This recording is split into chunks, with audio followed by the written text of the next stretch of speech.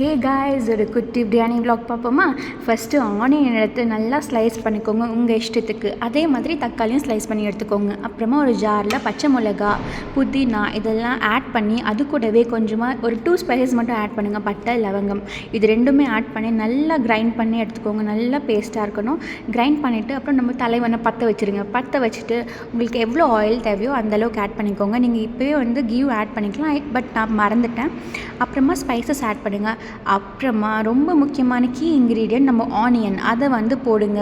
நீங்கள் எவ்வளோக்கு எவ்வளோ வந்து நீங்கள் ஆனியன் வந்து ஆட் பண்ணுறீங்களோ பிரியாணிக்கு, அது ரொம்ப ரொம்ப நல்லாயிருக்கும். அதே மாதிரி உங்களுக்கு சிக்கன் பிரியாணி பிடிக்குமா இல்லை மட்டன் பிரியாணி பிடிக்குமான்னு சொல்லுங்கள். நான் கீ ஆட் பண்ண மஞ்சள்னு சொன்னேன்ல, அதனால் நான் இப்போ ஆட் பண்ணிக்கிறேன். நீங்கள் முன்னாடியே கூட ஆட் பண்ணிக்கலாம். ஆட் பண்ணிட்டு நல்லா சாட்டே பண்ணுங்கள் கைஸ்.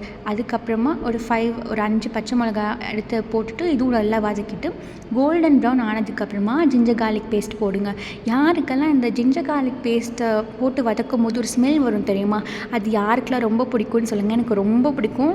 அப்படி இருந்தீங்கன்னா கமெண்ட் பண்ணுங்கள். அப்புறமா புதினாவும் கொஞ்சம் ஆட் பண்ணிவிட்டு கொத்தமல்லியை ஆட் பண்ணி ஒரு 10 செகண்ட் நல்லா சாட்டே பண்ணுங்கள். சாட்டே பண்ணதுக்கப்புறமா நீங்கள் கிரைண்ட் பண்ணி வச்சுருந்தீங்க இல்லையா அந்த பேஸ்ட்டு, அதையும் சேர்த்து ஆட் பண்ணி நல்லா வந்து ஒரு 20 செகண்ட்ஸ்க்கு ஒரு நல்ல மிக்ஸ் கொடுங்க. மிக்ஸ் கொடுத்துட்டு உங்களுக்கு எவ்வளோ புளிப்புத்தன்மை தேவையோ அந்த அளவுக்கு நீங்கள் வந்து கர்ட் ஆட் பண்ணி ஒரு நல்ல மிக்ஸ் கொடுங்க.